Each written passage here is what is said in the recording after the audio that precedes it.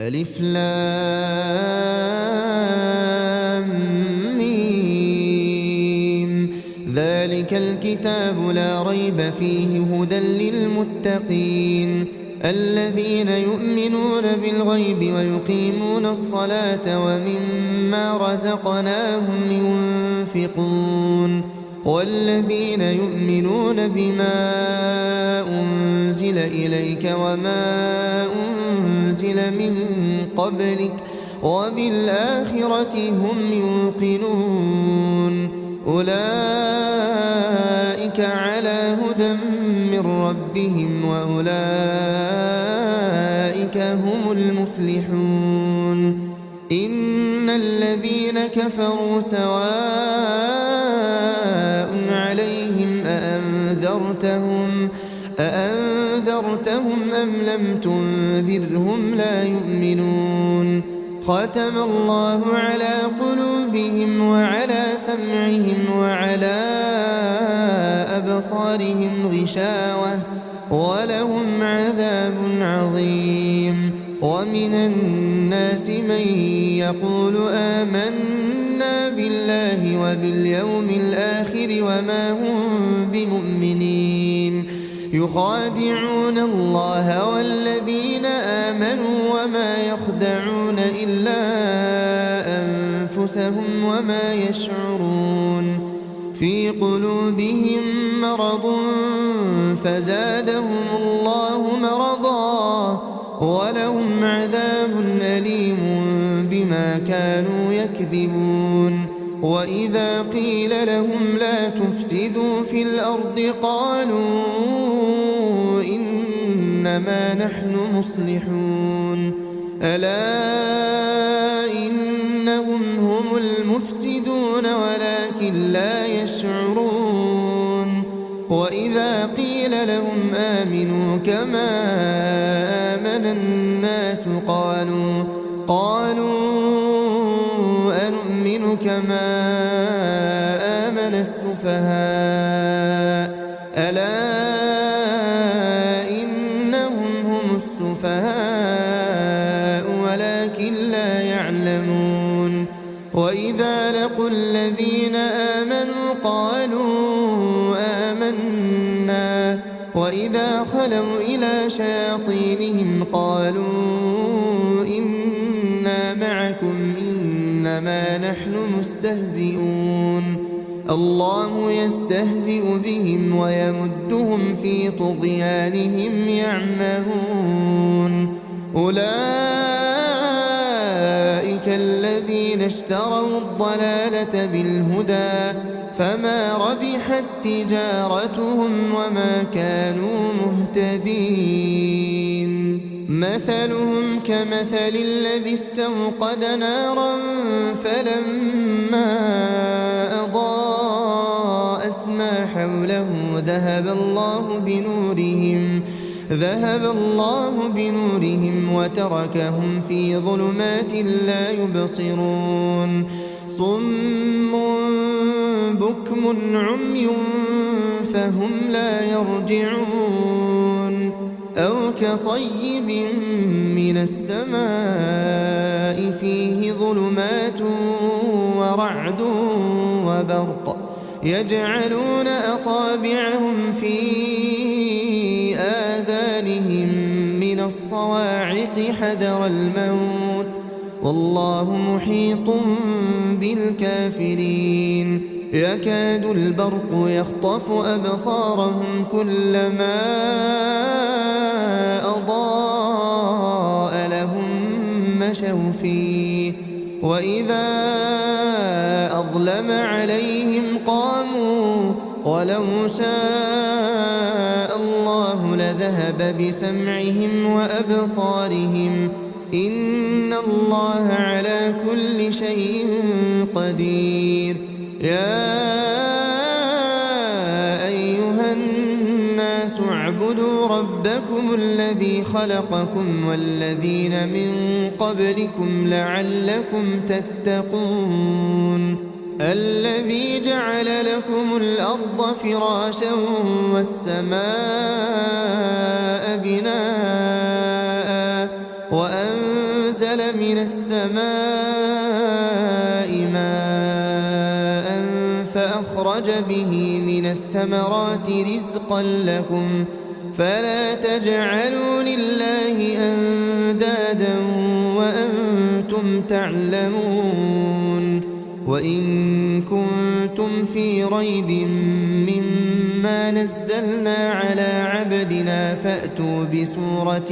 من مثله وادعوا شهداءكم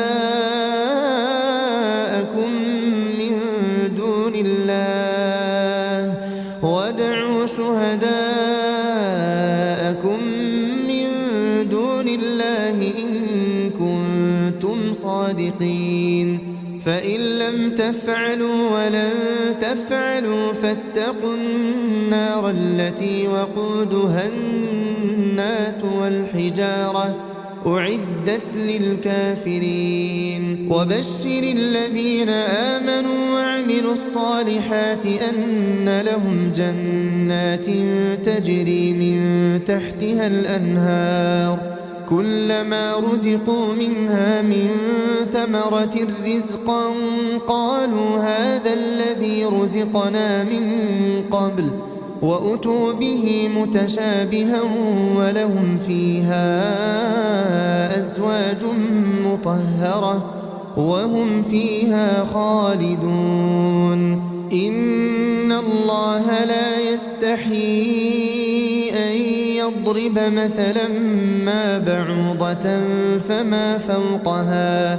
فأما الذين آمنوا فيعلمون أنه الحق من ربهم وأما الذين كفروا فيقولون ماذا أراد الله بهذا مثلا يضل به كثيرا ويهدي به كثيرا وما يضل به إلا الفاسقين الذين ينقضون عهد الله من بعد ميثاقه ويقطعون ما أمر الله به أن يوصل ويفسدون في الأرض أولئك هم الخاسرون كيف تكفرون بالله وكنتم أمواتا فأحياكم ثم يميتكم ثم يحييكم ثم إليه ترجعون هو الذي خلق لكم ما في الأرض جميعا ثم استوى إلى السماء فسواهن 7 سماوات وهو بكل شيء عليم وإذ قال ربك للملائكة إني جاعل في الأرض خليفة قالوا أتجعل فيها من يفسد فيها ويسفك الدماء ونحن نسبح بحمدك ونقدس لك قال إني أعلم ما لا تعلمون وعلم آدم الأسماء كلها ثم عرضهم على الملائكة فقال أنبئوني بأسماء هؤلاء إن كنتم صادقين قالوا سبحانك لا علم لنا إلا ما علمتنا إنك أنت العليم الحكيم قال يا آدم أنبئهم بأسمائهم فلما أنبأهم بأسمائهم قال ألم أقل لكم إني أعلم غيب السماوات والأرض وأعلم ما تبدون وما كنتم تكتمون وإذ قلنا للملائكة اسجدوا لآدم فسجدوا إلا إبليس أبى واستكبر وكان من الكافرين وقلنا يا آدم اسكن أنت وزوجك الجنة وكلا منها رغدا حيث شئتما ولا تقربا هذه الشجرة فتكونا من الظالمين فأزلهما الشيطان عنها فأخرجهما مما كانا فيه وقلنا اهبطوا بعضكم لبعض عدو ولكم في الأرض مستقر ومتاع إلى حين فتلقى آدم من ربه كلمات فتاب عليه إنه هو التواب الرحيم قلنا اهبطوا منها جميعا فإما يأتينكم مني هدى فمن تبع هداي فلا خوف عليهم ولا هم يحزنون والذين كفروا وكذبوا بآياتنا أولئك أصحاب النار هم فيها خالدون يا بني إسرائيل اذكروا نعمتي التي أنعمت عليكم وأوفوا بعهدي أوف بعهدكم وإياي فارهبون وآمنوا بما أنزلت مصدقا لما معكم ولا تكونوا أول كافر به ولا تشتروا بآياتي ثمنا قليلا وإياي فاتقون ولا تلبسوا الحق بالباطل وتكتموا الحق وأنتم تعلمون وأقيموا الصلاة وآتوا الزكاة واركعوا مع الراكعين أتأمرون الناس بالبر وتنسون أنفسكم وأنتم تتلون الكتاب أفلا تعقلون واستعينوا بالصبر والصلاة وإنها لكبيرة إلا على الخاشعين الذين يظنون أنهم ملاقو ربهم وأنهم إليه راجعون يا بني إسرائيل اذكروا نعمتي التي أنعمت عليكم وأني فضلتكم على العالمين واتقوا يوما لا تجزي نفس عن نفس شيئا ولا يقبل منها شفاعة ولا يؤخذ منها عدل ولا هم ينصرون وإذ نجيناكم من آل فرعون يسومونكم سوء العذاب يذبحون أبناءكم ويستحيون نساءكم وفي ذلكم بلاء من ربكم عظيم وإذ فرقنا بكم البحر فأنجيناكم وأغرقنا آل فرعون وأنتم تنظرون وإذ واعدنا موسى 40 ليلة ثم اتخذتم العجل من بعده وأنتم ظالمون ثم عفونا عنكم من بعد ذلك لعلكم تشكرون وإذ آتينا موسى الكتاب والفرقان لعلكم تهتدون وإذ قال موسى لقومه يا قوم إنكم ظلمتم أنفسكم باتخاذكم العجل فتوبوا إلى بارئكم فاقتلوا أنفسكم ذلكم خير لكم عند بارئكم فتاب عليكم إنه هو التواب الرحيم وإذ قلتم يا موسى لن نؤمن لك حتى نرى الله جهرة فأخذتكم الصاعقة وأنتم تنظرون ثم بعثناكم من بعد موتكم لعلكم تشكرون وظللنا عليكم الغمام وأنزلنا عليكم المن والسلوى كلوا من طيبات ما رزقناكم وما ظلمونا ولكن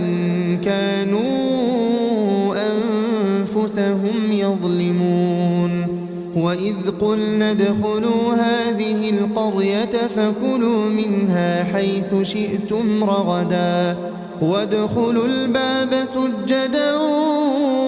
وقولوا حطة نغفر لكم خطاياكم وسنزيد المحسنين فبدل الذين ظلموا قولا غير الذي قيل لهم فأنزلنا على الذين ظلموا رجزا من السماء بما كانوا يفسقون وإذ استسقى موسى لقومه فقلنا اضرب بعصاك الحجر فانفجرت منه 12 عينا قد علم كل أناس مشربهم كلوا واشربوا من رزق الله ولا تعثوا في الأرض مفسدين وإذ قلتم يا موسى لن نصبر على طعام واحد فادع لنا ربك يخرج لنا مما تنبت الأرض من بقلها وقثائها وفومها وعدسها وبصلها قال أتستبدلون الذي هو أدنى بالذي هو خير اهبطوا مصرا فإن لكم ما سألتم وضربت عليهم الذلة والمسكنة وباءوا بغضب من الله ذلك بأنهم كانوا يكفرون بآيات الله ويقتلون النبيين بغير الحق ذلك بما عصوا وكانوا يعتدون إن الذين آمنوا والذين هادوا والنصارى والصابئين من آمن بالله واليوم الآخر وعمل صالحا فلهم أجرهم عند ربهم ولا خوف عليهم ولا هم يحزنون وإذ أخذنا ميثاقكم ورفعنا فوقكم الطور خذوا ما آتيناكم بقوة واذكروا ما فيه لعلكم تتقون ثم توليتم من بعد ذلك فلولا فضل الله عليكم ورحمته لكنتم من الخاسرين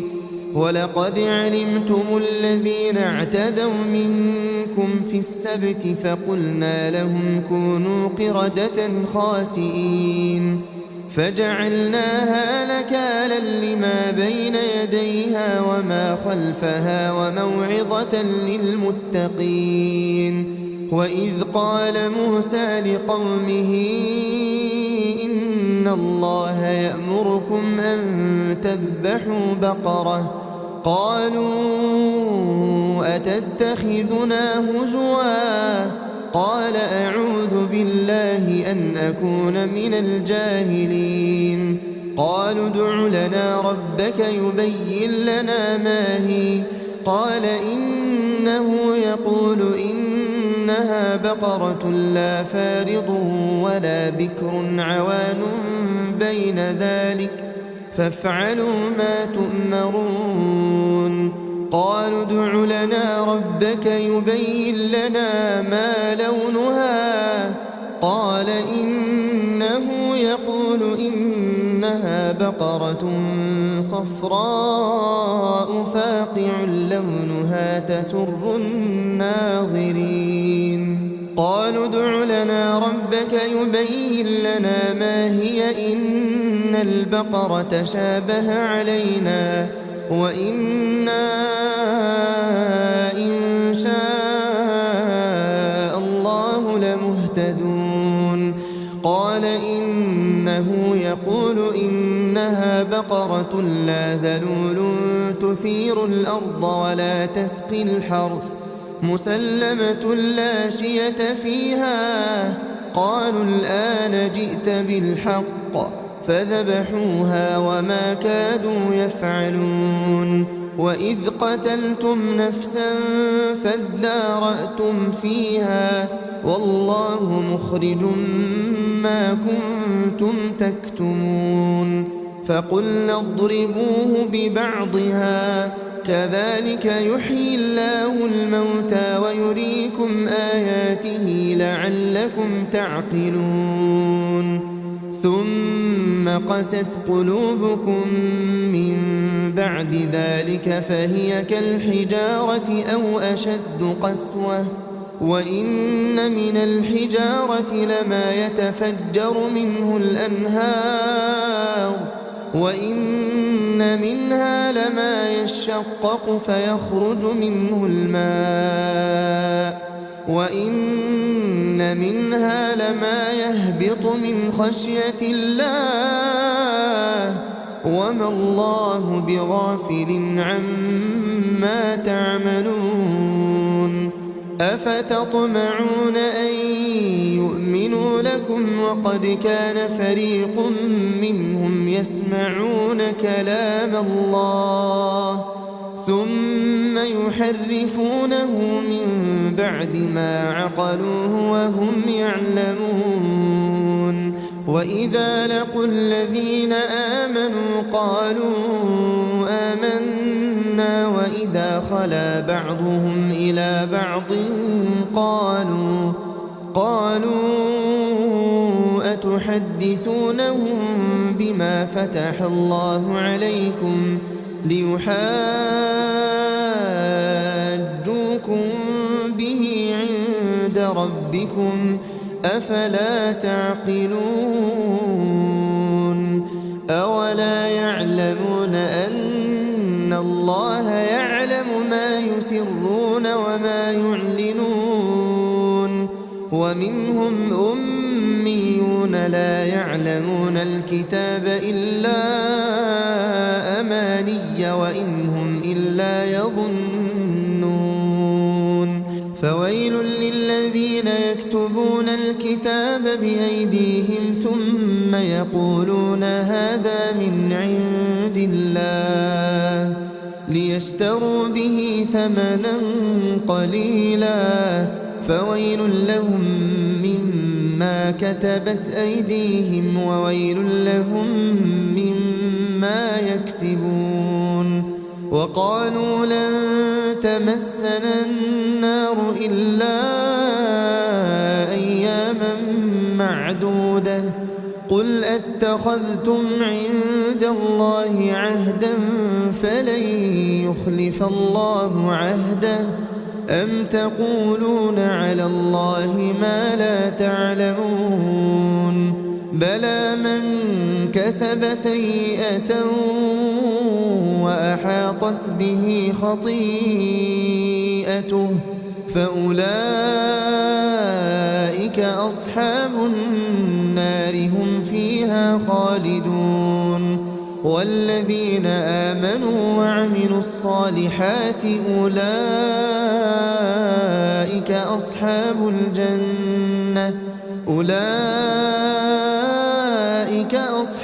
الجنة هم فيها خالدون وإذ أخذنا ميثاق بني إسرائيل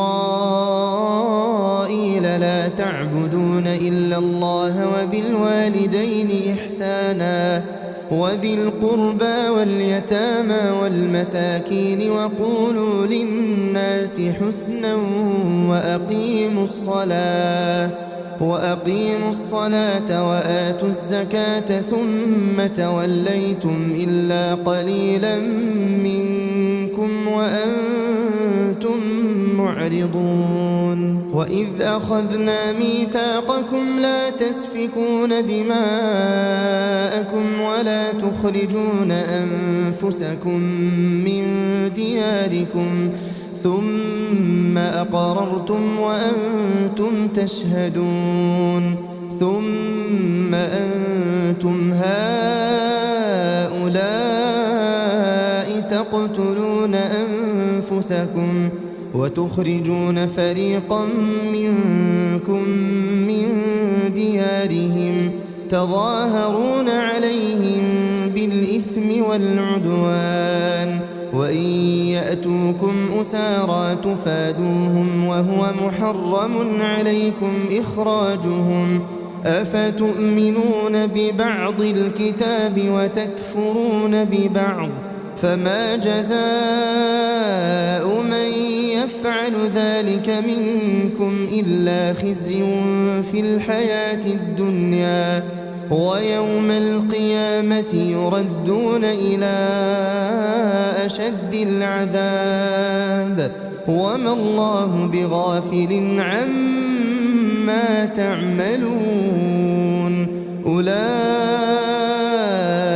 الذين اشتروا الحياة الدنيا بالآخرة فلا يخفف عنهم العذاب ولا هم ينصرون ولقد آتينا موسى الكتاب وقفينا من بعده بالرسل وآتينا عيسى ابن مريم البينات وأيدناه بروح القدس أفكلما جاءكم رسول بما لا تهوى أنفسكم استكبرتم ففريقا كذبتم وفريقا تقتلون وقالوا قلوبنا غلف بل لعنهم الله بكفرهم فقليلا ما يؤمنون ولما جاءهم كتاب من عند الله مصدق لما معهم وكانوا من قبل يستفتحون على الذين كفروا فلما جاءهم ما عرفوا كفروا به فلعنة الله على الكافرين بئس ما اشتروا به أنفسهم أن يكفروا بما أنزل الله بغيا أن ينزل الله من فضله على من يشاء من عباده فباءوا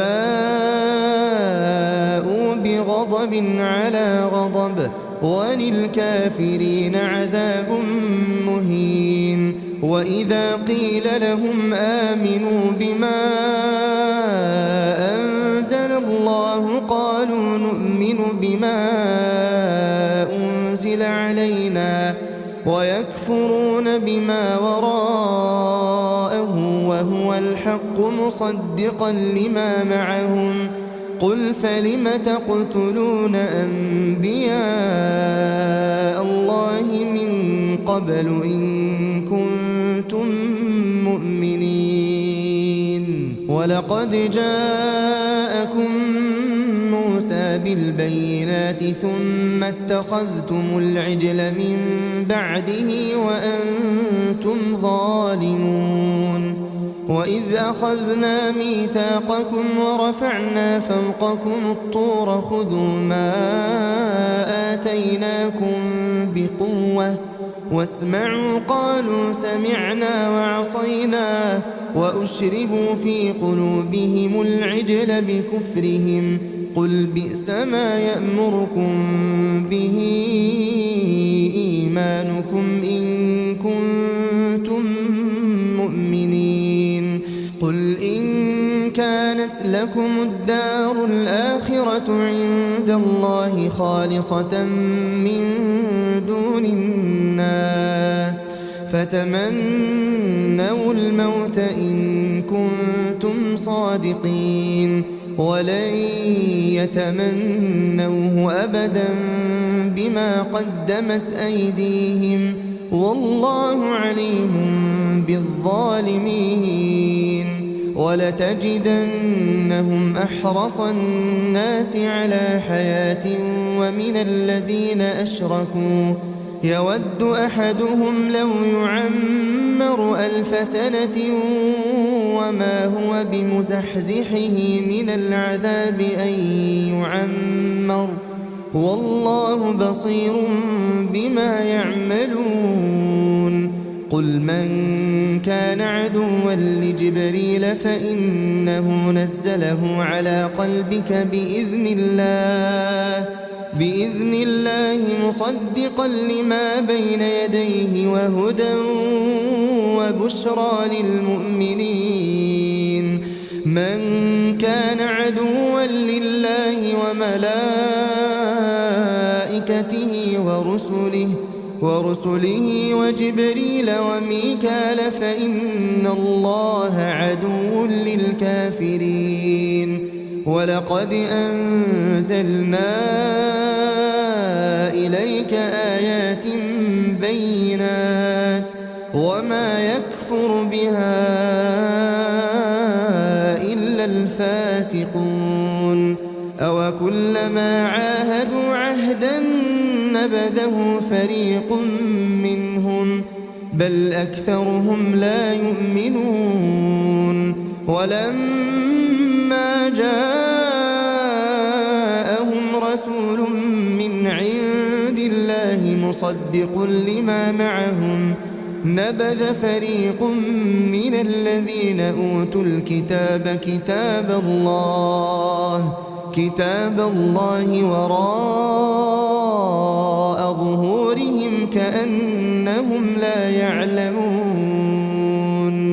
واتبعوا ما تتلو الشياطين على ملك سليمان وما كفر سليمان ولكن الشياطين كفروا يعلمون الناس السحر وما أنزل على الملكين ببابل هاروت وماروت وما يعلمان من أحد حتى يقولا إنما نحن فتنة فلا تكفر فيتعلمون منهما ما يفرقون به بين المرء وزوجه وما هم بضارين به من أحد إلا بإذن الله ويتعلمون ما يضرهم ولا ينفعهم ولقد علموا لمن اشتراه ما له في الآخرة من خلاق ولبئس ما شروا به أنفسهم لو كانوا يعلمون. ولو أنهم آمنوا واتقوا لمثوبة من عند الله خير لو كانوا يعلمون. يا أيها الذين آمنوا لا تقولوا راعنا وقولوا انظرنا واسمعوا وللكافرين عذاب أليم. ما يود الذين كفروا من أهل الكتاب ولا المشركين أن ينزل عليكم من خير من ربكم،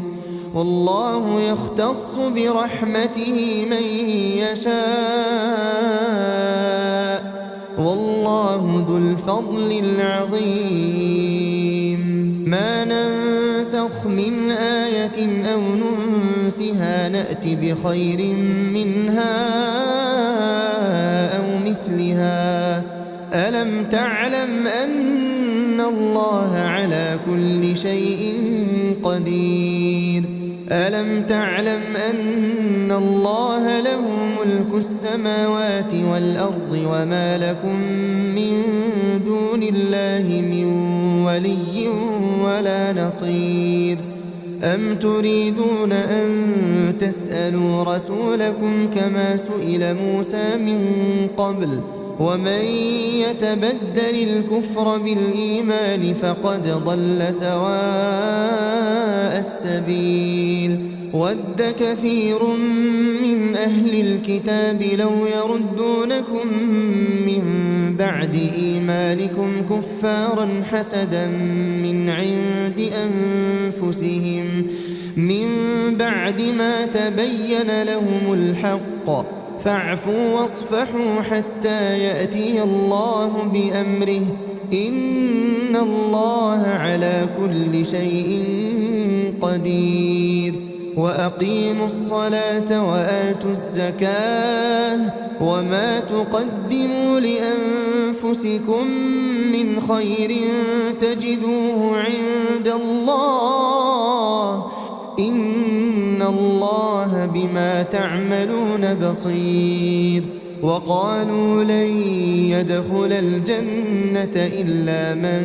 كان هودا أو نصارى، تلك أمانيهم، قل هاتوا برهانكم إن كنتم صادقين.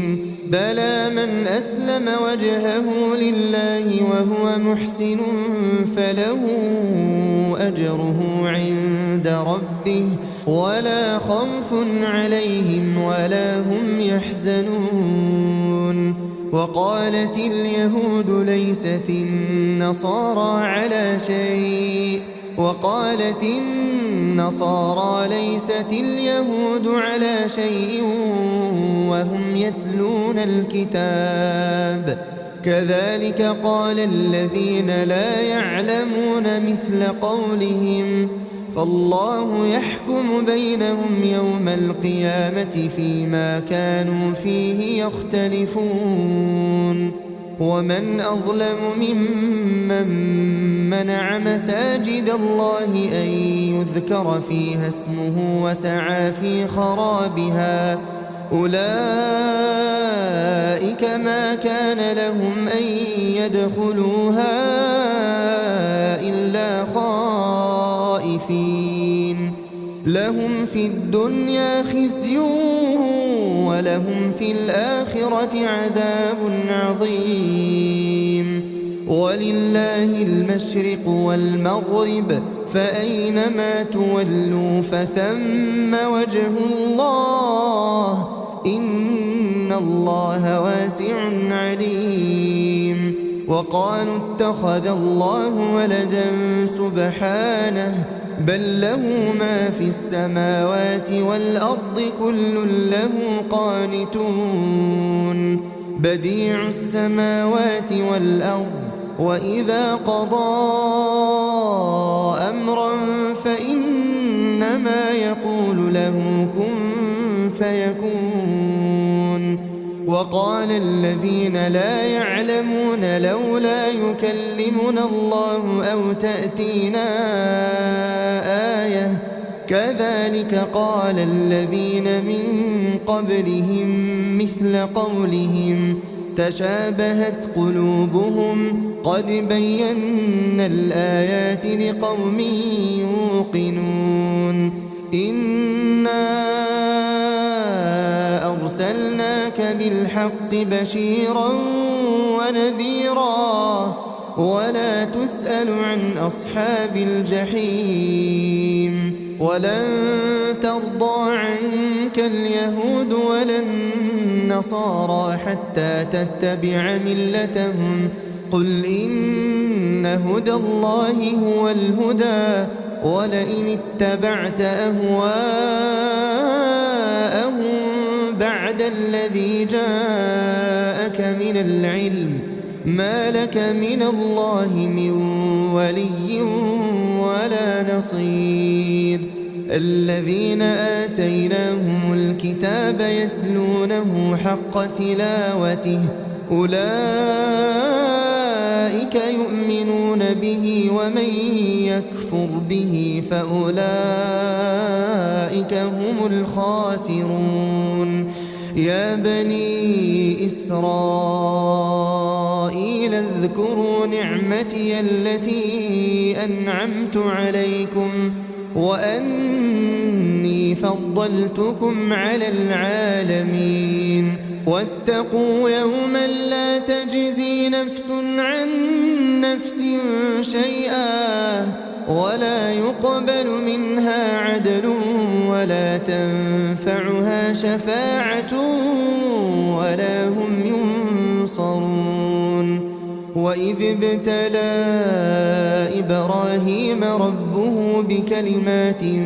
فأتمهن قال إني جاعلك للناس إماما قال ومن ذريتي قال لا ينال عهد الظالمين وإذ جعلنا البيت مثابة للناس وأمنا واتخذوا من مقام إبراهيم مصلى وعهدنا إلى إبراهيم وإسماعيل أن طهرا بيتي للطائفين والعاكفين والركع السجود وإذ قال إبراهيم رب اجعل هذا بلدا آمنا وارزق أهله من الثمرات من آمن منهم بالله واليوم الآخر قال ومن كفر فأمتعه قليلا ثم أضطره إلى عذاب النار وبئس المصير وإذ يرفع إبراهيم القواعد من البيت وإسماعيل ربنا تقبل منا إنك أنت السميع العليم ربنا واجعلنا مسلمين لك ومن ذريتنا أمة مسلمة لك وأرنا مناسكنا وتب علينا إنك أنت التواب الرحيم ربنا وابعث فيهم رسولا منهم يتلو عليهم آياتك ويعلمهم الكتاب والحكمة ويزكيهم إنك أنت العزيز الحكيم ومن يرغب عن ملة إبراهيم إلا من سفه نفسه ولقد اصطفيناه في الدنيا وإنه في الآخرة لمن الصالحين إذ قال له ربه أسلم قال أسلمت لرب العالمين ووصى بها إبراهيم بنيه ويعقوب يا بني إن الله اصطفى لكم الدين فلا تموتن إلا وأنتم مسلمون أم كنتم شهداء إذ حضر يعقوب الموت إذ قال لبنيه ما تعبدون من بعدي قالوا نعبد إلهك وإله آبائك إبراهيم إبراهيم وإسماعيل وإسحاق إلها واحدا ونحن له مسلمون تلك أمة قد خلت لها ما كسبت ولكم ما كسبتم ولا تسألون عما كانوا يعملون وقالوا كونوا هودا أو نصارى تهتدوا قل بل ملة إبراهيم حنيفا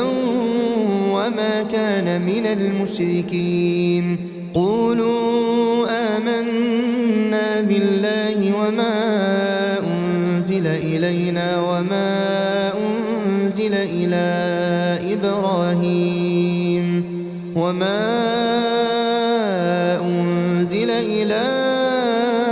إبراهيم وإسماعيل وإسحاق ويعقوب والأسباط وما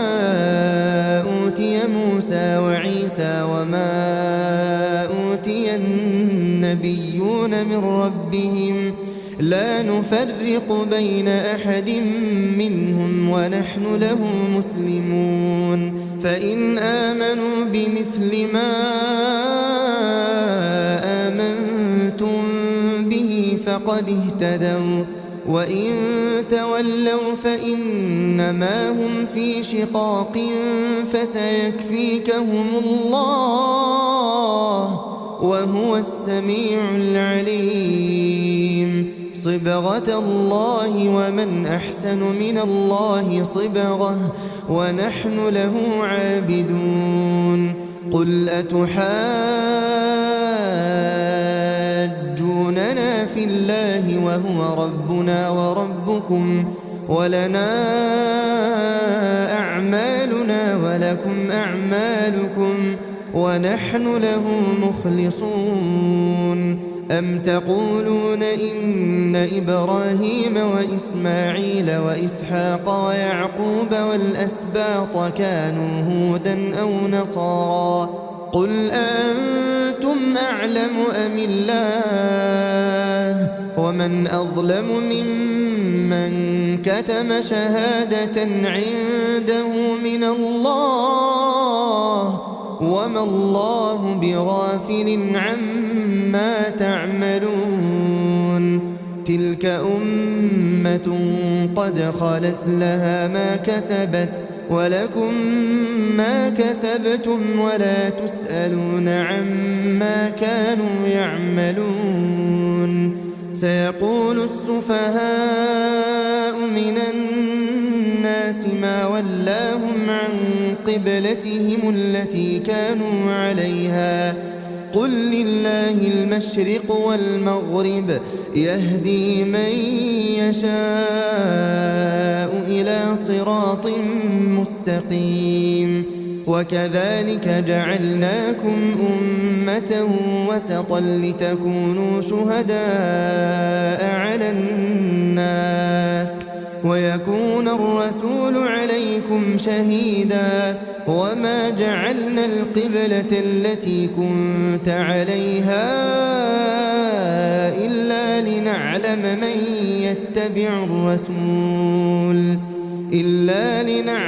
من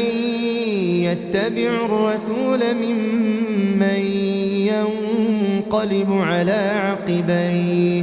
وإن كانت لكبيرة إلا على الذين هدى الله وما كان الله ليضيع إيمانكم إن الله بالناس لرؤوف رحيم قد نرى تقلب وجهك في السماء فلنولينك قبلة ترضاها فول وجهك شطر المسجد الحرام وحيث ما كنتم فولوا وجوهكم شطره وإن الذين أوتوا الكتاب ليعلمون أنه الحق من ربهم وما الله بغافل عما يعملون ولئن أتيت الذين أوتوا الكتاب بكل آية ما تبعوا قبلتك وما أنت بتابع قبلتهم وما بعضهم بتابع قبلة بعض ولئن اتبعت أهواءهم من بعد ما جاءك من العلم إنك إذا لمن الظالمين. الذين آتيناهم الكتاب يعرفونه كما يعرفون أبناءهم وإن فريقا منهم ليكتمون الحق وهم يعلمون. الحق من ربك فلا تكونن من الممترين. ولكل وجهة هو موليها فاستبقوا الخيرات أينما تكونوا يأت بكم الله جميعا إن الله على كل شيء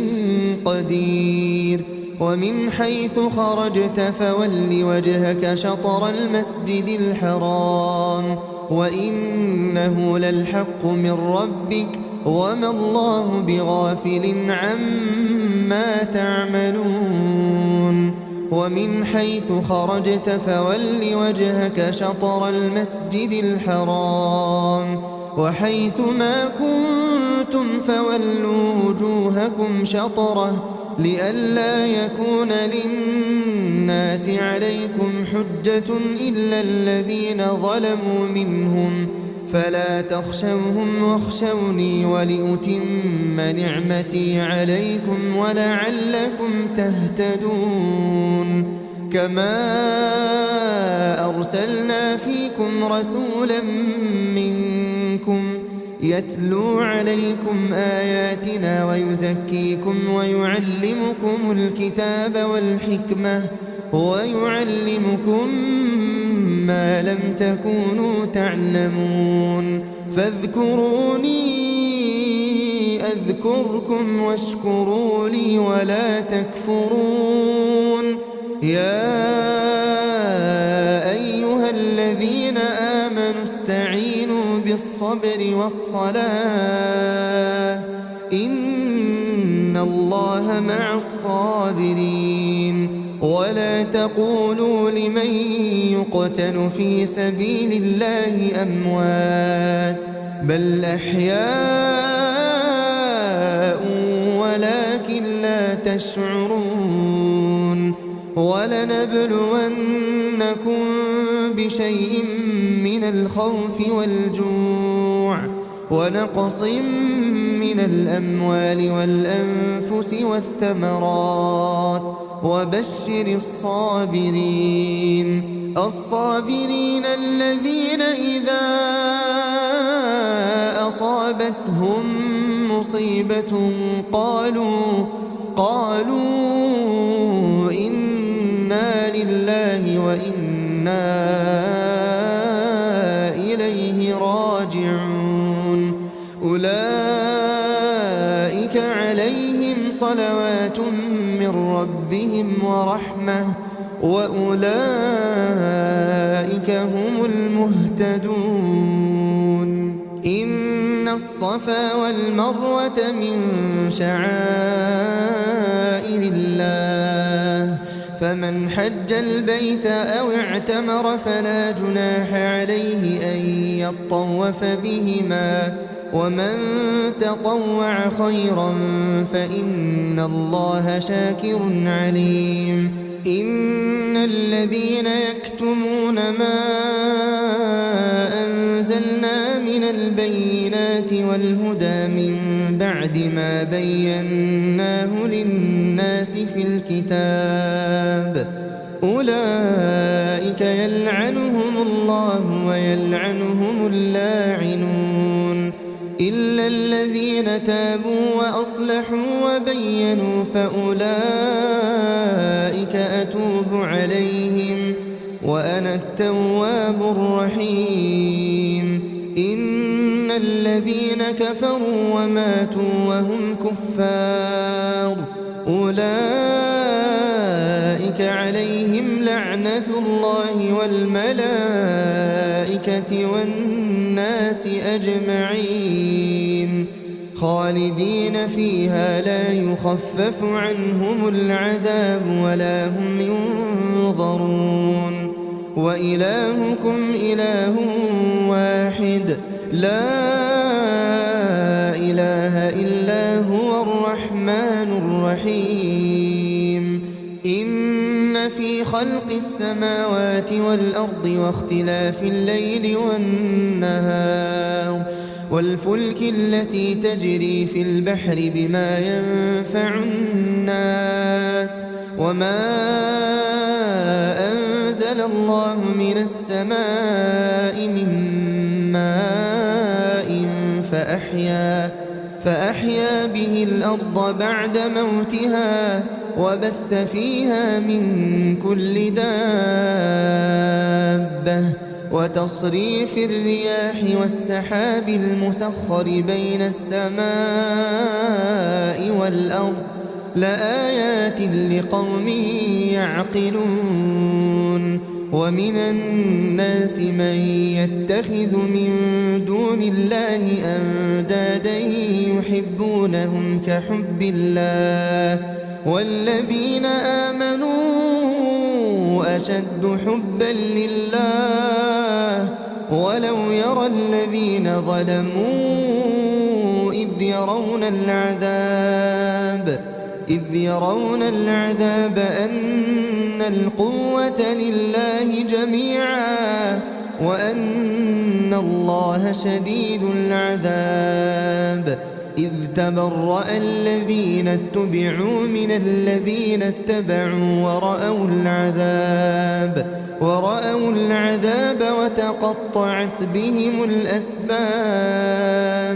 وقال الذين اتبعوا لو أن لنا كرة فنتبرأ منهم كما تبرأوا منا كذلك يريهم الله أعمالهم حسرات عليهم وما هم بخارجين من النار يا أيها الناس كلوا مما في الأرض حلالا طيبا ولا تتبعوا خطوات الشيطان إنه لكم عدو مبين إنما يأمركم بالسوء والفحشاء وأن تقولوا على الله ما لا تعلمون وإذا قيل لهم اتبعوا ما أنزل الله قالوا بل نتبع ما ألفينا عليه آباءنا أولو كان آباؤهم لا يعقلون شيئا ولا يهتدون ومثل الذين كفروا كمثل الذي ينعق بما لا يسمع إلا دعاء ونداء صم بكم عمي فهم لا يعقلون يا أيها الذين آمنوا كلوا من طيبات ما رزقناكم واشكروا لله إن كنتم إياه تعبدون إنما حرم عليكم الميتة والدم ولحم الخنزير وما أهل به لغير الله فمن اضطر غير باغ ولا عاد فلا إثم عليه إن الله غفور رحيم إن الذين يكتمون ما أنزل الله من الكتاب ويشترون به ثمنا قليلا أولئك ما يأكلون في بطونهم إلا النار ولا يكلمهم الله يوم القيامة ولا يزكيهم ولهم عذاب أليم. أولئك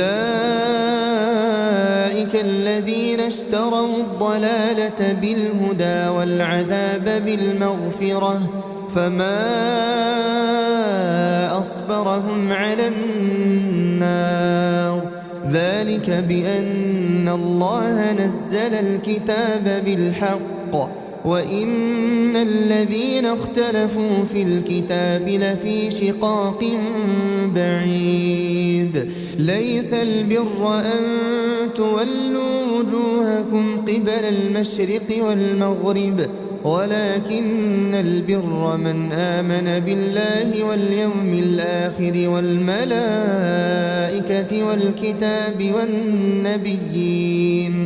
وآتى المال على حبه ذوي القربى واليتامى والمساكين وابن السبيل والسائلين وفي الرقاب وأقام الصلاة وآتى الزكاة والموفون بعهدهم إذا عاهدوا والصابرين في البأساء والضراء وحين البأس. أولئك الذين صدقوا وأولئك هم المتقون. يا أيها الذين آمنوا كتب عليكم القصاص في القتلى الحر بالحر والعبد بالعبد والأنثى بالأنثى فمن عفي له من أخيه شيء فاتباع بالمعروف وأداء إليه بإحسان ذلك تخفيف من ربكم ورحمة فمن اعتدى بعد ذلك فله عذاب أليم. ولكم في القصاص حياة يا أولي الألباب لعلكم تتقون. كتب عليكم إذا حضر أحدكم الموت إن ترك خيرا الوصية للوالدين والأقربين بالمعروف حقا على المتقين. فمن بدله بعدما سمعه فإنما إثمه على الذين يبدلونه إن الله سميع عليم. فمن خاف من موص جنفا أو إثما فأصلح بينهم فلا إثم عليه إن الله غفور رحيم. يا أيها الذين آمنوا كتب عليكم الصيام كما كتب على الذين من قبلكم لعلكم تتقون. أياما معدودات فمن كان منكم مريضا أو على سفر فعدة من أيام أخر وعلى الذين يطيقونه فدية طعام مسكين فمن تطوع خيرا فهو خير له وأن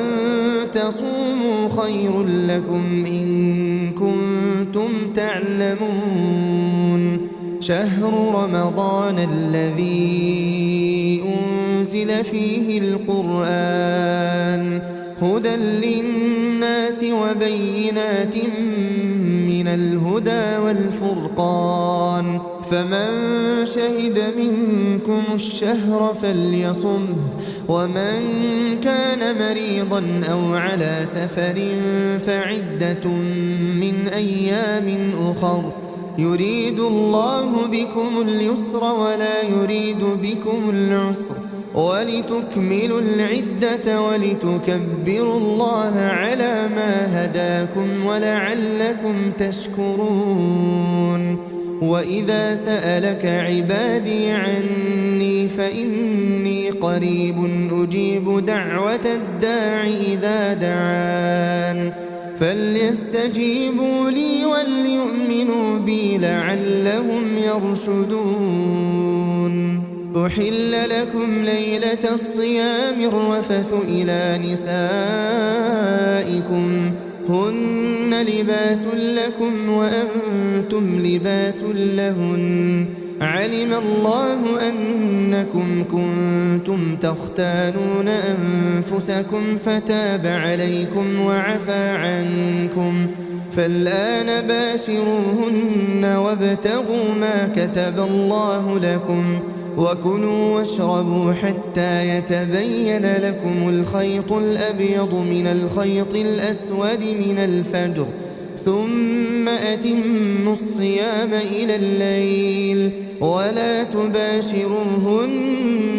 وأنتم عاكفون في المساجد تلك حدود الله فلا تقربوها كذلك يبين الله آياته للناس لعلهم يتقون. ولا تأكلوا أموالكم بينكم بالباطل وتدلوا بها إلى الحكام لتأكلوا فريقا من أموال الناس بالإثم وأنتم تعلمون. يسألونك عن الأهلة قل هي مواقيت للناس والحج وليس البر بأن تأتوا البيوت من ظهورها ولكن البر من اتقى وأتوا البيوت من أبوابها واتقوا الله لعلكم تفلحون. وقاتلوا في سبيل الله الذين يقاتلونكم ولا تعتدوا إن الله لا يحب المعتدين. واقتلوهم حيث ثقفتموهم وأخرجوهم من حيث أخرجوكم والفتنة أشد من القتل ولا تقاتلوهم عند المسجد الحرام حتى يقاتلوكم فيه فإن قاتلوكم فاقتلوهم كذلك جزاء الكافرين. فإن انتهوا فإن الله غفور رحيم. وقاتلوهم حتى لا تكون فتنة ويكون الدين لله فإن انتهوا فلا عدوان إلا على الظالمين. الشهر الحرام بالشهر الحرام والحرمات قصاص فمن اعتدى عليكم فاعتدوا عليه بمثل ما اعتدى عليكم واتقوا الله واعلموا أن الله مع المتقين. وأنفقوا في سبيل الله ولا تلقوا بأيديكم إلى التهلكة وأحسنوا إن الله يحب المحسنين. وأتموا الحج والعمرة لله فإن أحصرتم فما استيسر من الهدي ولا تحلقوا رؤوسكم حتى يبلغ الهدي محله فمن كان منكم مريضا أو به أذى من رأسه ففدية من صيام أو صدقة أو نسك فإذا أمنتم فمن تمتع بالعمرة إلى الحج فما استيسر من الهدي فمن لم يجد فصيام 3 أيام في الحج و7 إذا رجعتم تلك 10 كاملة ذلك لمن لم يكن أهله حاضر المسجد الحرام. واتقوا الله واعلموا أن الله شديد العقاب. الحج أشهر معلومات فمن فرض فيهن الحج فلا رفث ولا فسوق ولا جدال في الحج وما تفعلوا من خير يعلمه الله وتزودوا فإن خير الزاد التقوى واتقون يا أولي الألباب ليس عليكم جناح أن تبتغوا فضلا من ربكم فإذا أفضتم من عرفات فاذكروا الله عند المشعر الحرام واذكروه كما هداكم وإن كنتم من قبله لمن الضالين ثم أفيضوا من حيث أفاض الناس واستغفروا الله إن الله غفور رحيم فإذا قضيتم مناسككم فاذكروا الله كذكركم آباءكم أو أشد ذكرا فمن الناس من يقول ربنا آتنا في الدنيا وما له في الآخرة من خلاق ومنهم من يقول ربنا آتنا في الدنيا حسنة وفي الآخرة حسنة وقنا عذاب النار أولئك لهم نصيب مما كسبوا والله سريع الحساب واذكروا الله في أيام معدودات فمن تعجل في يومين فلا إثم عليه ومن تأخر فلا إثم عليه لمن اتقى واتقوا الله واعلموا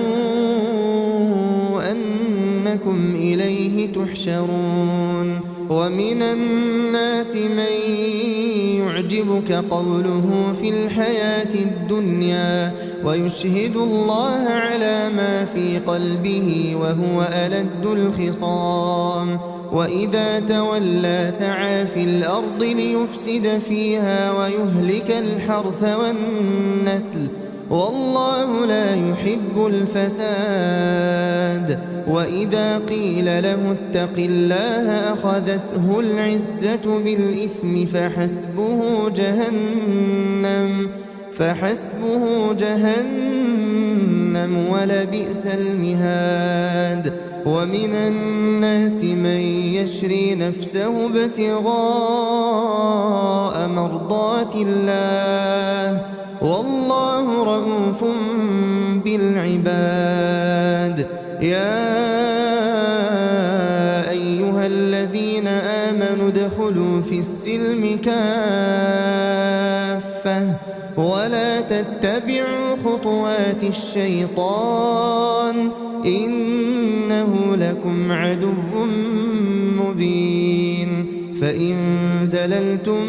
من بعد ما جاءتكم البينات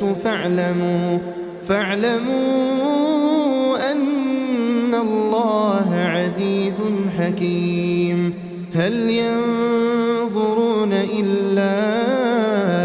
أن يأتيهم الله في ظلل من الغمام والملائكة وقضي الأمر وإلى الله ترجع الأمور سل بني إسرائيل كم آتيناهم من آية بينة ومن يبدل نعمة الله من بعد ما جاءته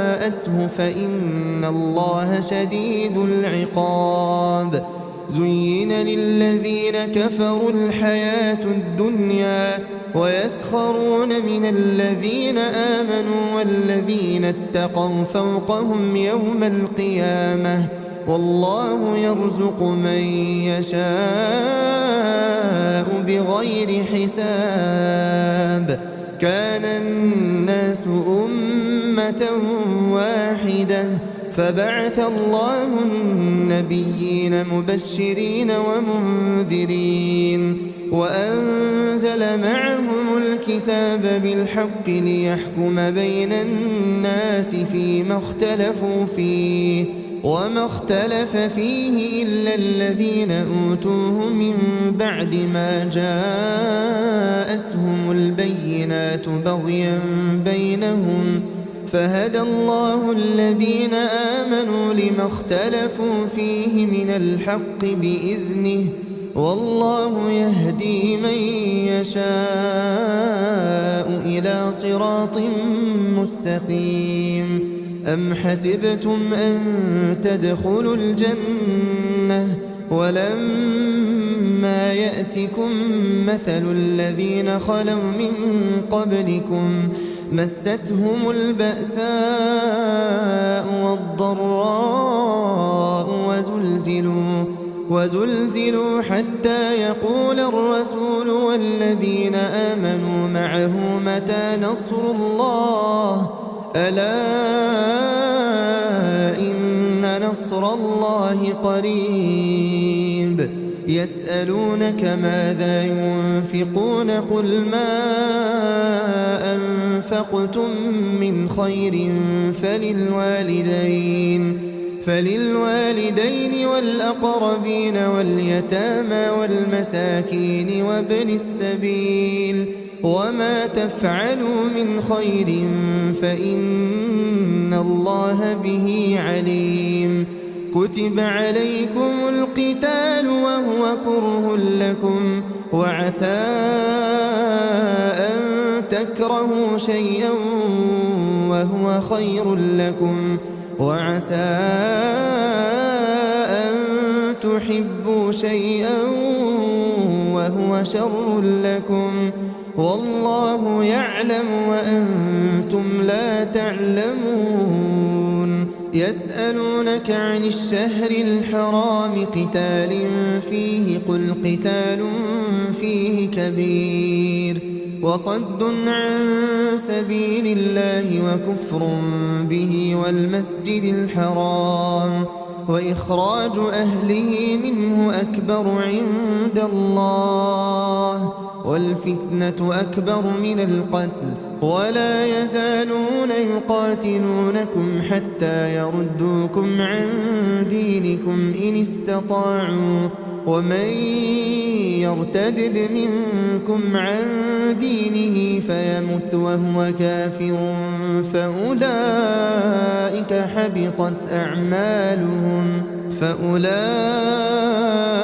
حبطت أعمالهم في الدنيا والآخرة وأولئك أصحاب النار هم فيها خالدون. إن الذين آمنوا والذين هاجروا وجاهدوا في سبيل الله أولئك يرجون رحمة الله والله غفور رحيم. يسألونك عن الخمر والميسر قل فيهما إثم كبير ومنافع للناس وإثمهما أكبر من نفعهما ويسألونك ماذا ينفقون قل العفو كذلك يبين الله لكم الآيات لعلكم تتفكرون في الدنيا والآخرة.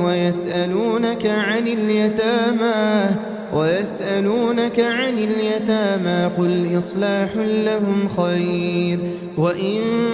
تخالطوهم فإخوانكم والله يعلم المفسد من المصلح ولو شاء الله لأعنتكم إن إن الله عزيز حكيم ولا تنكحوا المشركات حتى يؤمنوا ولأمة مؤمنة خير من مشركة ولو أعجبتكم ولا تنكحوا المشركين حتى يؤمنوا ولعبد مؤمن خير من مشرك ولو أعجبكم أولئك يدعون إلى النار والله يدعو إلى الجنة والمغفرة بإذنه ويبين آياته للناس لعلهم يتذكرون ويسألونك عن المحيض قل هو أذى فاعتزلوا النساء في المحيض ولا تقربوهن حتى يطهرن فإذا تطهرن فأتوهن من حيث أمركم الله إن الله يحب التوابين ويحب المتطهرين نساؤكم حرث لكم فأتوا حرثكم أنى شئتم وقدموا لأنفسكم واتقوا الله واعلموا أنكم ملاقوه وبشر المؤمنين ولا تجعلوا الله عرضة لأيمانكم أن تبروا وتتقوا وتصلحوا بين الناس والله سميع عليم لا يؤاخذكم الله باللغو في أيمانكم ولكن يؤاخذكم بما كسبت قلوبكم والله غفور حليم للذين يؤلون من نسائهم تربص 4 أشهر فإن فاءوا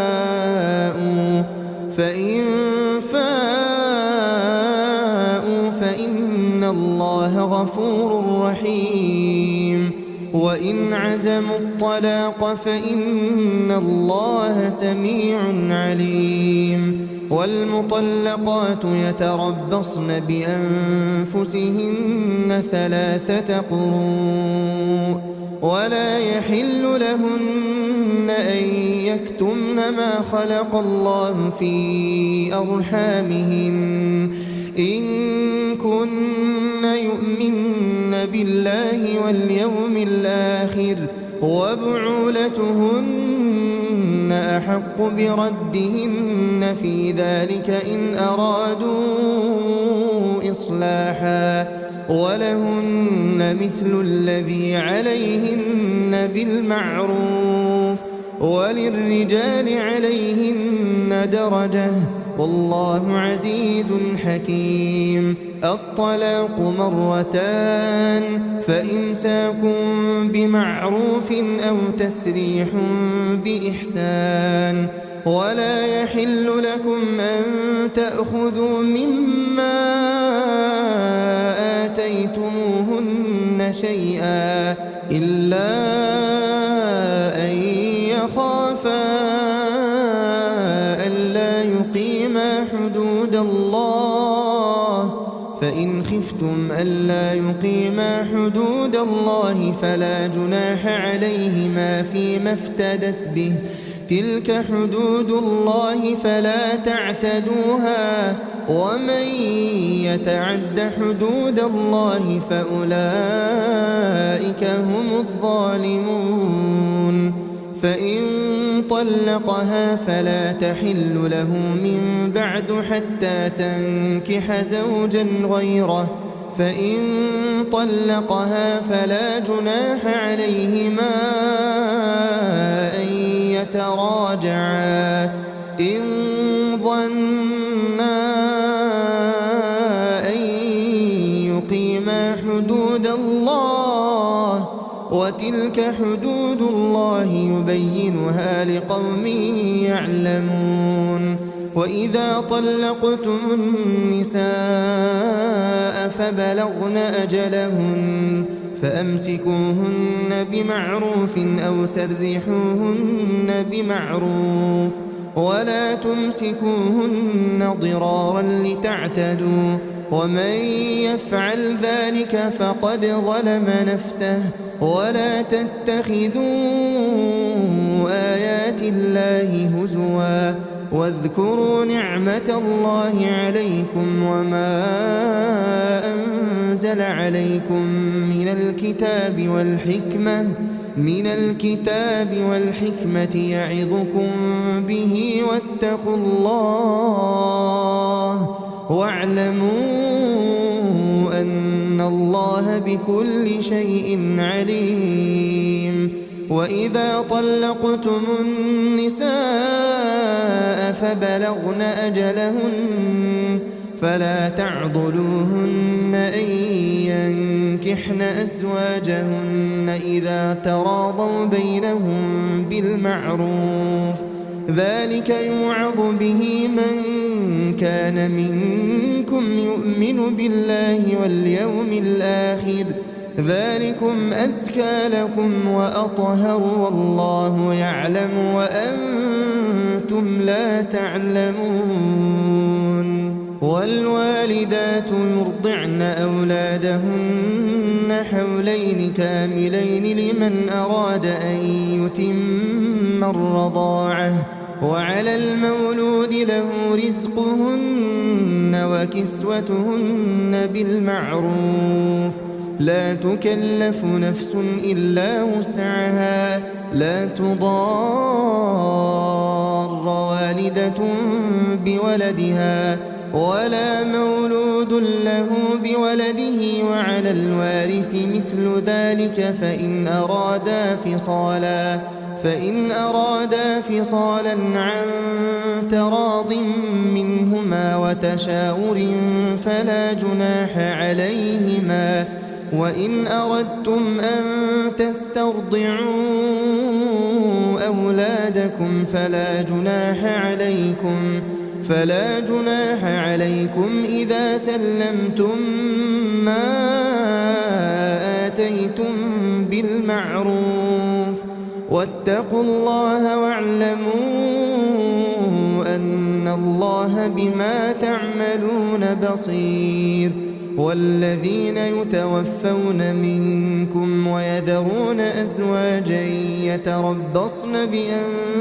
بأنفسهن 4 أشهر وعشرا فإذا بلغن أجلهن فلا جناح عليكم فيما فعلن في أنفسهن بالمعروف والله بما تعملون خبير. ولا جناح عليكم فيما عرضتم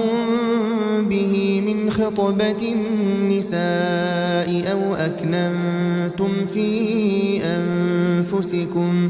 علم الله أنكم ستذكرونهن ولكن لا تواعدوهن سرا إلا أن تقولوا قولا معروفا ولا تعزموا عقدة النكاح حتى يبلغ الكتاب أجله واعلموا أن الله يعلم ما في أنفسكم فاحذروه واعلموا أن الله غفور حليم. لا جناح عليكم إن طلقتم النساء ما لم تمسوهن أو تفرضوا لهن فريضة ومتعوهن على الموسع قدره وعلى المقتر قدره متاعا بالمعروف حقا على المحسنين. وإن طلقتموهن من قبل أن تمسوهن وقد فرضتم لهن فريضة فنصف ما فرضتم إلا أن يعفون أو يعفو الذي بيده عقدة النكاح وأن تعفوا أقرب للتقوى ولا تنسوا الفضل بينكم إن الله بما تعملون بصير حافظوا على الصلوات والصلاة الوسطى وقوموا لله قانتين فإن خفتم فرجالا أو ركبانا فإذا أمنتم فاذكروا الله كما علمكم ما لم تكونوا تعلمون والذين يتوفون منكم ويذرون أزواجا وصية لأزواجهم متاعا إلى الحول غير إخراج فإن خرجن فلا جناح عليكم فيما فعلن في أنفسهن من معروف والله عزيز حكيم وللمطلقات متاع بالمعروف حقا على المتقين كذلك يبين الله لكم آياته لعلكم تعقلون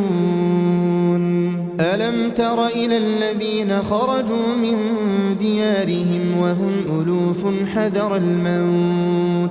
فقال لهم الله موتوا ثم أحياهم إن الله لذو فضل على الناس ولكن أكثر الناس لا يشكرون وقاتلوا في سبيل الله واعلموا أن الله سميع عليم من ذا الذي يقرض الله قرضا حسنا فيضاعفه له أضعافا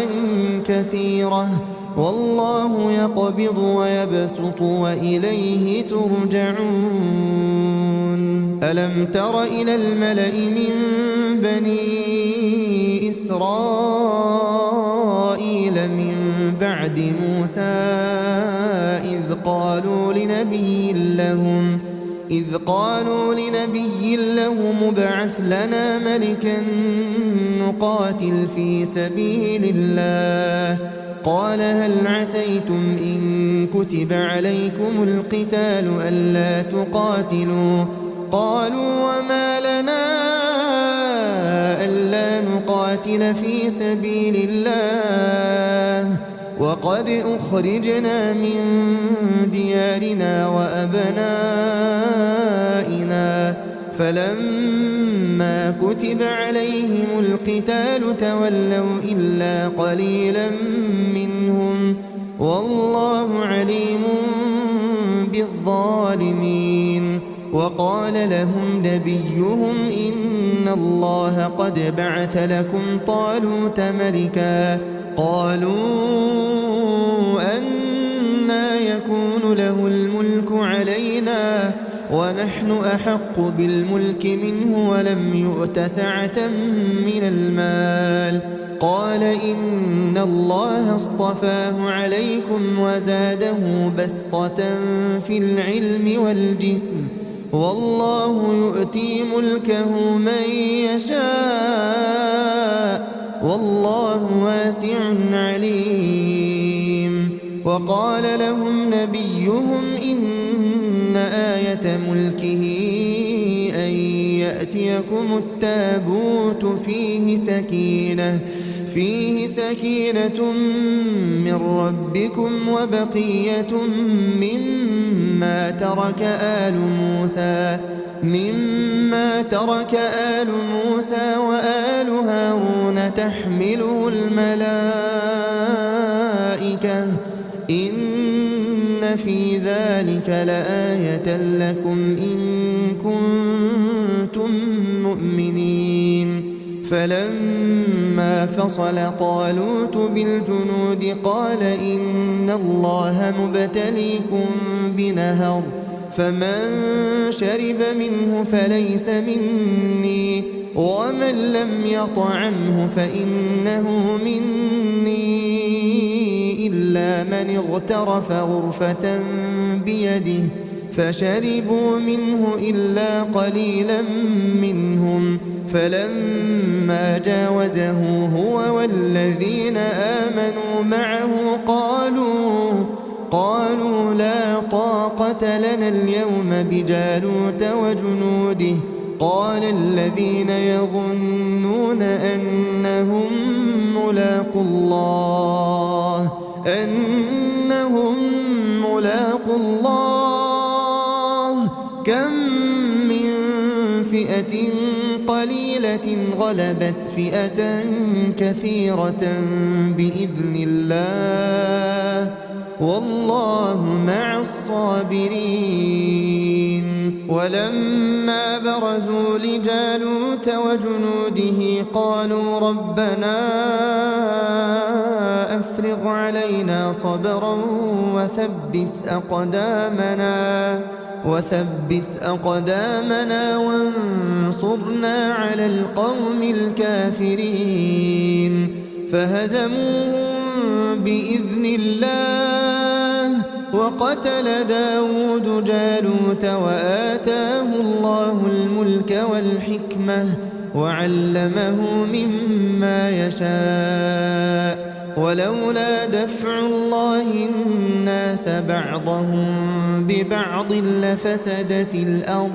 ولكن الله ذو فضل على العالمين. تلك آيات الله نتلوها عليك بالحق وإنك لمن المرسلين. تلك الرسل فضلنا بعضهم على بعض منهم من كلم الله ورفع بعضهم درجات وآتينا عيسى ابن مريم البينات وأيدناه بروح القدس ولو شاء الله ما اقتتل الذين من بعدهم من بعد ما جاءتهم البينات ولكن اختلفوا فمنهم من آمن ومنهم من كفر ولو شاء الله ما اقتتلوا ولكن الله يفعل ما يريد. يا أيها الذين آمنوا أنفقوا مما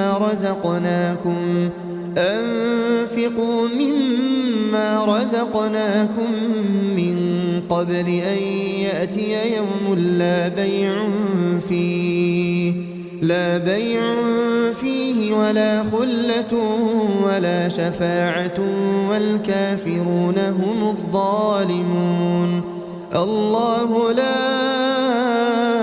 إله إلا هو الحي القيوم لا تأخذه سنة ولا نوم له ما في السماوات وما في الأرض من ذا الذي يشفع عنده إلا بإذنه يعلم ما بين أيديهم وما خلفهم ولا يحيطون بشيء من علمه إلا بما شاء وسع كرسيه السماوات والأرض ولا يؤوده حفظهما وهو العلي العظيم. لا إكراه في الدين قد تبين الرشد من الغي فمن يكفر بالطاغوت ويؤمن بالله فقد استمسك بالعروة الوثقى لا انفصام لها والله سميع عليم. الله ولي الذين آمنوا يخرجهم من الظلمات إلى النور والذين كفروا أولياؤهم الطاغوت يخرجونهم من النور إلى الظلمات أولئك أصحاب النار هم فيها خالدون ألم تر إلى الذي حاج إبراهيم في ربه أن آتاه الله الملك إذ قال إبراهيم ربي الذي يحيي ويميت قال أنا أحيي وأميت قال إبراهيم فإن الله يأتي بالشمس من المشرق فأت بها من المغرب فبهت الذي كفر والله لا يهدي القوم الظالمين أو كالذي مر على قرية وهي خاوية على عروشها قال أنى يحيي هذه الله بعد موتها فأماته الله 100 عام ثم بعثه قال كم لبثت قال لبثت يوما أو بعض يوم قال بل لبثت 100 عام فانظر إلى طعامك وشرابك لم يتسنه وانظر إلى حمارك ولنجعلك آية للناس وانظر إلى العظام كيف ننشزها ثم نكسوها لحما فلما تبين له قال أعلم أن الله على كل شيء قدير وإذ قال إبراهيم رب أرني كيف تحيي الموتى قال أولم تؤمن قال بلى ولكن ليطمئن قلبي قال فخذ 4 من الطير فصرهن إليك ثم اجعل على كل جبل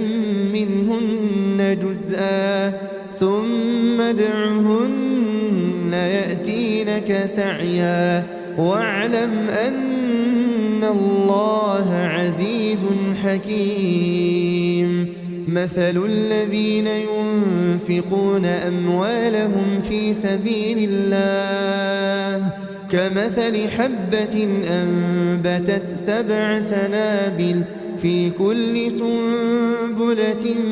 100 حبة والله يضاعف لمن يشاء والله واسع عليم الذين ينفقون أموالهم في سبيل الله ثم لا يتبعون ما أنفقوا منا ولا أذى لهم أجرهم عند ربهم ولا خوف عليهم ولا هم يحزنون قول معروف ومغفرة خير من صدقة يتبعها أذى والله غني حليم يا أيها الذين آمنوا لا تبطلوا صدقاتكم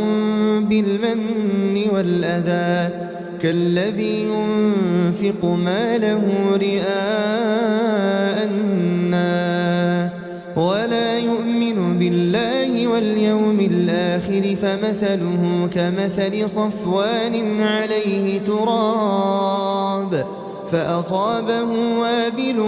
فتركه صلدا لا يقدرون على شيء مما كسبوا والله لا يهدي القوم الكافرين ومثل الذين ينفقون أموالهم ابتغاء مرضات الله وتثبيتا من أنفسهم كمثل جنة بربوة أصابها وابل فآتت أكلها ضعفين فإن لم يصبها وابل فطل والله بما تعملون بصير. أيود أحدكم أن تكون له جنة من نخيل وأعناب تجري من تحتها الأنهار له فيها من كل الثمرات وأصابه الكبر وله ذرية ضعفاء فأصابها إعصار فيه نار فاحترقت كذلك يبين الله لكم الآيات لعلكم تتفكرون. يا أيها الذين آمنوا أنفقوا من طيبات ما كسبتم ومما أخرجنا لكم من الأرض ولا تيمموا الخبيث منه تنفقون ولستم بآخذيه إلا أن تغمضوا فيه واعلموا أن الله غني حميد. الشيطان يعدكم الفقر ويأمركم بالفحشاء والله يعدكم مغفرة منه وفضلا والله واسع عليم. يؤتي الحكمة من يشاء ومن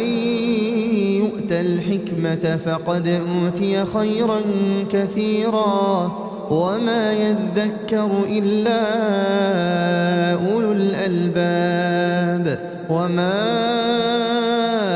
أنفقتم من نفقة أو نذرتم من نذر فإن الله يعلمه وما للظالمين من أنصار. إن تبدوا الصدقات فنعما هي وإن تخفوها وتؤتوها الفقراء فهو خير لكم ويكفر عنكم من سيئاتكم والله بما تعملون خبير. ليس عليك هداهم ولكن الله يهدي من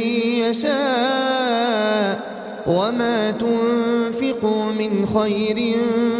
فلأنفسكم وما تنفقون إلا ابتغاء وجه الله وما تنفقوا من خير يوفى إليكم وأنتم لا تظلمون. للفقراء الذين أحصروا في سبيل الله لا يستطيعون ضربا في الأرض يحسبهم الجاهل أغنياء من التعفف تعرفهم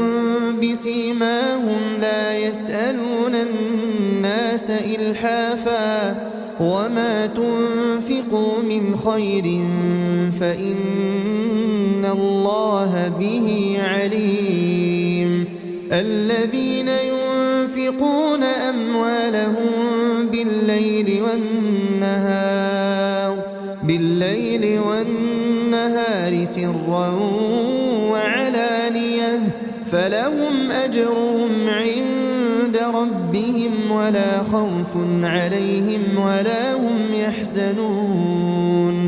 الذين يأكلون الربا لا يقومون إلا كما يقوم الذي يتخبطه الشيطان من المس ذلك بأنهم قالوا إن إنما البيع مثل الربا وأحل الله البيع وحرم الربا فمن جاءه موعظة من ربه فانتهى فله ما سلف وأمره إلى الله ومن عاد فأولئك أصحاب النار هم فيها خالدون يمحق الله الربا ويربي الصدقات والله لا يحب كل كفار أثيم إن الذين آمنوا وعملوا الصالحات وأقاموا الصلاة وآتوا الزكاة لهم أجرهم عند ربهم ولا خوف عليهم ولا هم يحزنون يا أيها الذين آمنوا اتقوا الله وذروا ما بقي من الربا إن كنتم مؤمنين فإن لم تفعلوا فأذنوا بحرب من الله ورسوله وإن تبتم فلكم رؤوس أموالكم لا تظلمون ولا تظلمون وإن كان ذو عسرة فنظرة إلى ميسرة وأن تصدقوا خير لكم إن كنتم تعلمون واتقوا يوما ترجعون فيه إلى الله ثم توفى كل نفس ما كسبت وهم لا يظلمون يا أيها الذين آمنوا إذا تداينتم بدين إلى أجل مسمى فاكتبوه وليكتب بينكم كاتب بالعدل ولا يأب كاتب أن يكتب كما علمه الله فليكتب وليملل الذي عليه الحق وليتق الله ربه ولا يبخس منه شيئا فإن كان الذي عليه الحق سفيها أو ضعيفا أو لا يستطيع أن يمل هو فليملل وليه بالعدل واستشهدوا شهيدين من رجالكم فإن لم يكونا رجلين فرجل وامرأتان ممن ترضون من الشهداء أن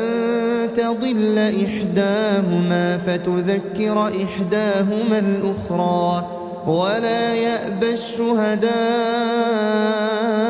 إذا ما دعوا ولا تسأموا أن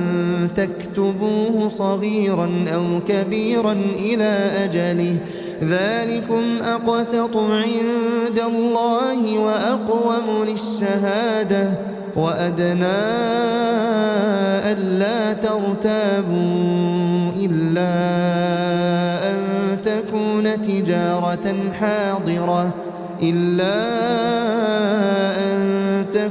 تجارة حاضرة تديرونها بينكم فليس عليكم جناح ألا تكتبوها وأشهدوا إذا تبايعتم ولا يضار كاتب ولا شهيد وإن تفعلوا فإنه فسوق بكم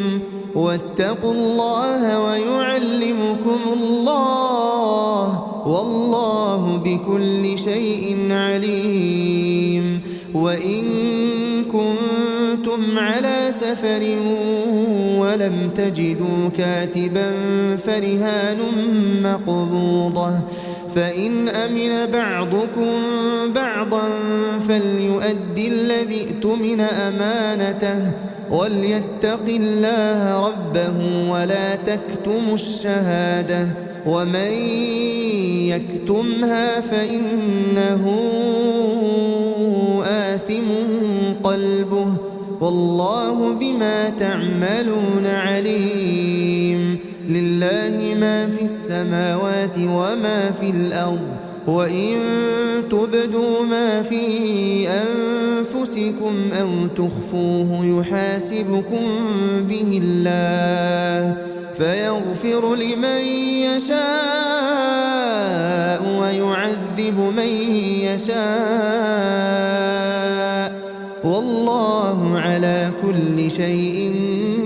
قدير. آمن الرسول بما أنزل إليه من ربه والمؤمنون كل آمن بالله وملائكته وكتبه ورسله لا نفرق بين أحد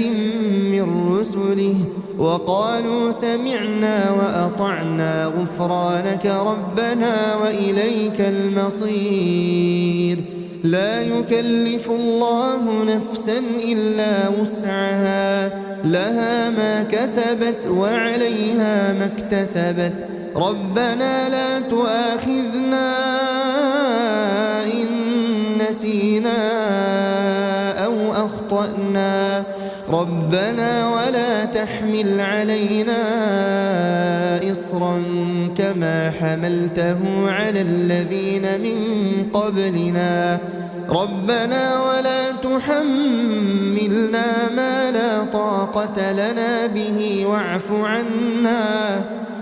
عنا واغفر لنا وارحمنا أنت مولانا فانصرنا على القوم الكافرين.